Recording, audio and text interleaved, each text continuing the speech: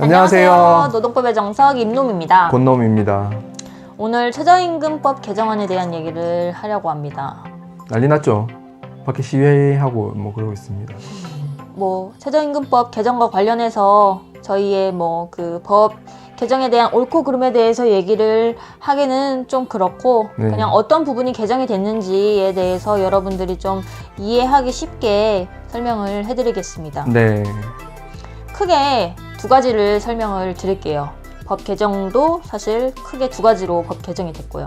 첫 번째로는 내가 받는 월급이 최저임금은 받고 있냐 안 받고 있냐 이거를 판단을 할 때 최저임금 계산에 포함되는 항목들을 분자로 넣고, 그 다음에 나의 소정근로시간을 이제 분모로 넣어서 계산을 합니다. 근데 이 분자로 넣는 최저임금 계산에 포함되는 항목들의 범위가 확대가 된 거죠.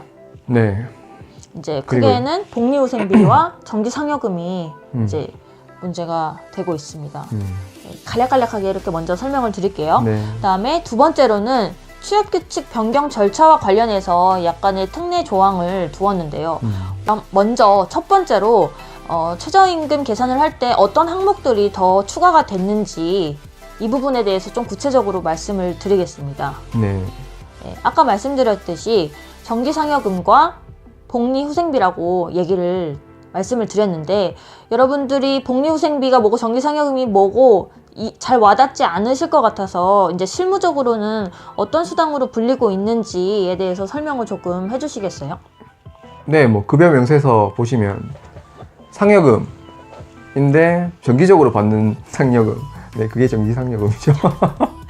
월급의 600%를 정기상여금으로 준다 이런 말이 있잖아요. 그래서 네. 설날, 추석, 그 다음에 몇 분기마다 이렇게 몇백 %를 준다 이런 거를 정기상여금이라고 하고요. 보통 1년치를 정해놓고요. 몇백 %를 정해놓고 그거를 어떻게 지급하는지를 정하죠. 보통 기업들이. 그 형태는 다양하고요. 네. 그 다음에 두 번째로 복리후생비는 보통 어떤 항목들이 있죠? 제일 많이 이제 보실 수 있는 게 식대. 식대는 거의 오히려 없는 기업이 더 없죠, 오히려. 네. 영세 사업장에서는 식대를 보통 안 주는 데가 더 많은 것 같아요. 그래도 웬만하면 주려고 하더라고요. 왜냐하면 세금 혜택을 보니까. 네, 비과세 수당이다 보니까. 네. 그리고 교통비, 차량 유지비, 이런 수당들이 있을 것 같네요. 네, 그런 것들을 이제 복리후생비라고 하는데, 네. 원래는 복리후생비와 정기상여금이 최저임금 계산에 포함이 안 됐었나요? 정기상여금은 매월 지급하는 정기상여금은 이미 포함이 되고 있었어요. 그게 노동부 행정 해석이었고요. 네. 근데 그 복리후생적인 금품들은 이미 최저임금 법에서 산입되지 아니한다고 명시하고 있었기 때문에 포함시킬 수가 없었던 거죠. 그거는. 네. 그러면은 네. 정기상여금과 관련해서는 법에는 규정은 없었지만 실무적으로 다 포함이 되어 있었어요. 포함을 해서 계산을 하는 걸로 이렇게 처리가 되고 있었고, 네, 매월 지급해야죠. 네, 매월 네, 지급받는 지급해야죠. 정기상여금에 대해서만. 네. 그리고 이제 복리후생비는 최저임금법 이제 시행규칙 별표에 의해서 산입되지 아니하는 범위로 정해져 있었다라는 네, 이미 말씀이시죠. 그렇게 되어 있었죠. 네, 근데 이 부분을 이제 포함을 하기로 했어요. 근데 얼마가 포함이 되느냐, 식대 10만 원을 받고 있는데 그 10만 원이 전체 최저임금에 포함되느냐, 이런 부분에 대해서 또 궁금해 하실 것 같아서 그 범위에 대해서, 그 다음에 시행일은 언제이고 어떻게 적용이 되는지에 대해서도 좀 설명을 해주시겠어요? 네, 2019년 1월 1일부터 시행이고요. 이 법은 처음부터는 단계적으로 시행을 한다고 돼 있어요. 그러니까 2019년 1월 1일부터는 정기상여금, 매월 지급하는 정기상여금은 25% 그해 최저임금 기준입니다. 이게 그해 최저임금 기준으로 25%를 초과하는 금액만 최저임금 산입 범위에 포함하도록 되어 있고요. 복리후생수당은 역시 그해 최저임금 기준으로 7%를 초과하는 금액만 산입하도록 되어 있습니다. 근데 이게 점점 낮아져서 2024년에는요 그냥 전부 다 산입을 하도록 네, 전면 시행이라고 보시면 됩니다. 2024년부터는. 네. 결국에 이제 최종적으로 예를 들자면 2024년에 최저임금이 10,000원이에요. 네. 그러면은 원래 보통 이제 최저임금 기본급 이렇게 얘기를 할 때는 얼마죠? 그러면 209만 원이잖아요. 네, 주 200 40시간 음. 근로자로 했을 때. 209만 원이네. 네. 네. 근데 만약에 식대가 네. 한 20만 원이고 음. 상여금이 한 50만 원이었어요. 네. 매월 지급받는 게. 네네. 그러면은 이제 합하면은 70만 원이잖아요. 네네. 그러면은 기본급은 얼마가 돼도 되는 거예요? 209에서 그 70만 원을 빼면은 계산이 갑자기 네, 139만 원? 139만 원. 네, 네. 맞네요. 139만 원만 이렇게 책정이 돼도 네, 최저임금 위반이 안 나옵니다. 네, 그때는. 그렇다라는 거죠. 네. 사실 현재 7,530원 기준으로 했을 때 기본급이라고 이렇게 말하는 그 부분만 이렇게 포함이 됐을 때는 157만 원이잖아요. 157만 3,770원. 네. 네. 근데 이제 2024년에 식대나 아니면은 전기상여금이 다 포함이 됐을 때는 그거 기본급이 오히려 낮아질 수 있는. 상여금이 더 커질 수도 있죠. 네. 네. 그렇게 해도 법 위반이 아니라는 음. 그런 결과가 도출될 수도 있겠네요. 네. 극단적으로 가면 그럴 수도 있겠네요. 그리고 네, 이 범위에 대해서는 다 설명을 드린 거죠. 네. 네, 그리고 두 번째로 취업규칙 변경과 관련해서 약간의 특례 규정을 두고 있는데요. 원래는 이제 취업규칙은 뭐냐면 근로계약서와 달리 상시근로자 이제 10인 이상인 사업장의 이제 회사 규정이거든요.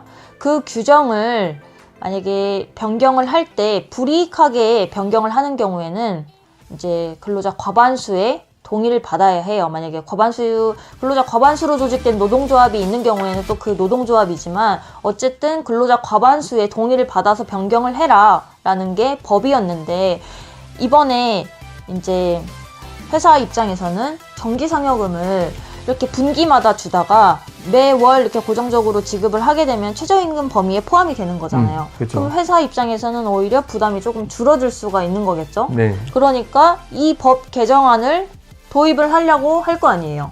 그랬을 때 만약에 이런 부분이 취업규칙에 정해져 있다면 취업규칙을 변경을 해야 되는데 근로자들한테 불이익한 변경이라는 거죠. 그랬을 때 이제 과반수의 동의를 받아야 하는데 이번 개정은 어떻게 되고 있죠? 의견 청취만 거치면 됩니다. 네. 네. 그 쉽게 만든 거예요. 네. 변경 절차를 취업규칙에. 뭐 이렇게 사실 의견을 듣는다라고 하는데 이 동의를 해서 사인을 하는 거랑 의견을 들었다라고 하는 거랑은 정말 엄연히 완전 다른 다르죠. 거거든요. 그래서 이제 의견 청취로 법 개정이 취업규칙 변경이 가능하다라는 거를 사실상 의견 청취 절차는 네, 의미 없는 절차라고 생각합니다, 개인적으로. 네. 이상 개최하면 되니까. 네. 네. 여기에 이게 지금 노동부 자료거든요. 이번에 최저임금법 개정안과 관련해서 노동부에서 이렇게 설명 자료를 또 배포를 했어요. 근데 이제 구체적인 예시들도 있고 예상 질의 답변이라고 해서 사람들이 좀 많이 궁금해하는 것에 대해서 Q&A로 작성을 했는데 저희가 한 2가지 정도만 뽑아서 여러분들하고 이 질문들을 공유를 해볼게요. 네. 어떤 하나 고르시죠? 네. 사실은 이게 제 생각이기도 했던데요. 저는 이제 이 법 개정의 옳고 그름을 떠나서 저도 이런 생각이 좀 들었어요. 뭐냐면 네, 읽어볼게요. 산입 범위의 상여금뿐 아니라 복리후생비까지 포함되도록 확대한 것은 최저임금 대폭 인상을 통해 2020년까지 1만원 달성 공약을 지키기 위한 것은 아닌지. 네, 사실 저도 이 생각을 했거든요. 무리하게 이렇게 네. 하는 게 아닌가. 네, 원래 매달 지급하는 상여금이야 포함되어 있었고요. 근데 복리후생 수당까지 포함시켰고 지역규칙 불이익 변경 절차까지 쉽게 특례를 둔 것은 네, 이 공약을 지키기 위한 포석이 아닐까. 아, 이거 좀 너무 정치적으로 다가섰는데. 아, 네. 아무튼 진짜 이거는 뭐 제가 어느 당을 지지하나 뭐 이런 문제가 아니고 사실 저도 이런 생각 문득 딱 들었어요. 근데 갑자기 보니까 Q&A에 있는 거예요, 이게. 그래서 깜짝 놀랐습니다. 답변은 그냥 네, 노동부 답변이 있는데 읽을까요, 이걸? 네, 그냥 읽어볼까요? 읽어주세요. 노동부 답변을 한번 읽어볼게요. 최저임금 산입 범위 개선 필요성은 오랜 기간 제기되어 왔고 그간의 최저임금위원회 제도 개선 TF안, 노사 의견 등을 반영하여 근본에 개선된 것으로 이해함. 최저임금 수준은 최저임금위원회에서 노사, 공익위원 간 협의를 통해 결정되며 고용, 경제 상황, 정부 지원 정책의 효과뿐만 아니라 근본 산입 범위 개선 등을 종합적으로 고려하여 결정될 것으로 기대합니다. 라고 답변을 하고 있습니다. 그래서 최저임금위원회 매년 열리는데 거기서 이번 그 법 개정을 고려를 해서 결정을 할 것을 기대합니다라는 답변이 왔어요. 네, 사실은 저는 무슨 말인지는 잘 네. 임노무사님이 한번 골라보시죠. 네, 저는 이제 노조가 있는 사업장과 관련한 질문을 골라봤는데요. 상여금 지급 주기를 용이하게 변경할 수 있도록 취업규칙 변경 절차에 대한 특례를 두었음에도 대기업 등과 같이 단체 협약에서 이를 규정하고 있는 경우에는 아무런 도움이 되지 않는다고 보이는데요? 라는 질문입니다. 네, 왜 도움이 안 되죠? 네, 한번 읽어볼게요. 네네. 답변을. 동 규정은 최저임금에 영향을 받는 노동자가 많은 중소, 영세기업과 소상공인은 임금 체계를 취업규칙으로 규정하고 있는 현실을 고려한 것으로 보임. 다만 단체 협약으로 규정된 경우에는 단체 교섭을 통해 해결해야 하므로 입법적으로 해결할 수는 없으나 노사가 근본 산입범위 개편의 취지에 맞게 임금 체계를 개편해 갈 것으로 기대함. 이 말은 왜 저기 단체 협약으로 규정된 경우에는 이번 입법적으로도 해결이 안 되나요? 그 노동관계법과 관련해서는 저희가 이제 어떤 문제가 발생했을 때 그 근거에 대해서 찾아볼 때 보통 법을 참조를 하잖아요. 네네. 근데 노동 관련해서는 네네. 이제 근로계약서, 취업규칙, 뭐 단체협약 이런 것도 법원으로 보거든요. 법원이 뭐냐면 이제 법의 존재 형식이라는 건데 노동법뿐만 아니라 근로계약서, 취업규칙, 단체협약 이런 것도 이제 법으로 보는 본다라는 거죠. 네, 뜻입니다. 네, 맞아요. 근데 이제 법으로 보더라도 만약에 이 규정이 조금 다른 부분이 있다라고 하면은 충돌하는 부분이 네. 있으면 어떤 것을 먼저 적용을 할 것인가에 대해서도 정하고 있는데 네. 이제 뭐 근로계약서, 취업규칙, 단체협약 이 순으로 이렇게 가다 보니까 취업규칙에 어떤 규정이 있더라도 단체협약에서 이제 정하고 있는 부분이 우선적으로 적용이 된다라는 네.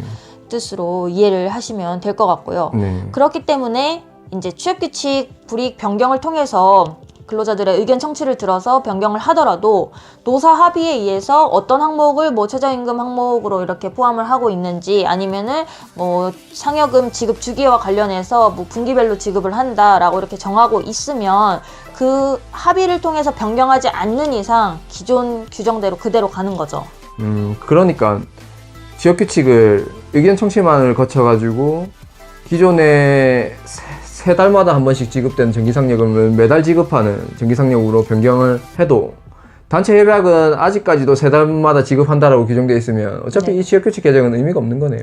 그렇죠. 의미가 없게 되는 거죠. 네. 이것을 또 입법적으로 어떻게 할 수는 할 수가 없는 없다라고 거니까. 이렇게 밝히고 있고요. 그래서 노동조합이 있는 저기 기업은 네, 따로 생각을 한번 해보셔야 될 것 같아요. 네, 노동부에서는 뭐 이 개편 취지에 맞게 임금 체계를 개편해 나갈 것으로 기대한다라고 하는데 네. 이제 불이익한 변경에 대해서 동의를 해줄지는 이제 그 노동조합 자체에 맡겨진 일이니까 아마 노동조합의 역할이 좀 클 것 같아요. 네, 기대를 한대요. 네, 기대를 한다니까 저는 네, 기대를 받으시면 될 것 같습니다. 네, 그러면 이것으로 이번 설명을 마치겠습니다. 네, 네, 뭐 더 하실 말씀 있나요? 없어요. 없어요. 네. 혹시 여러분들이 이제 노동 이슈 관련해서 궁금하신 사항들이 있으면은 댓글로 적어주시면 저희가 최대한 반영을 해서 영상을 만들어 보도록 하겠습니다. 네, 그럼 다들 안녕히 계세요. 안녕히 계세요.